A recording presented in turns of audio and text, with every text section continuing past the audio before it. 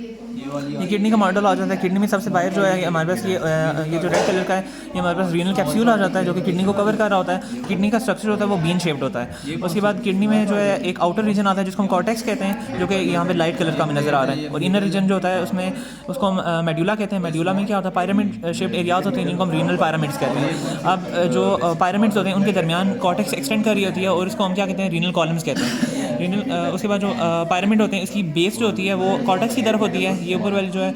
और जो इसका एपेक्स होता है वो हाइलम की तरफ होता है। और जो एपेक्स होता है पायरामिड का उसको हम पेपिला कहते हैं, जो कि माइनर कैलिक्स में ओपन हो रहा होता है। अब ये जो स्पेस आ जाती है इसको हम रीनल साइनस कहते हैं, जो कि हाइलम में स्पेस होती है।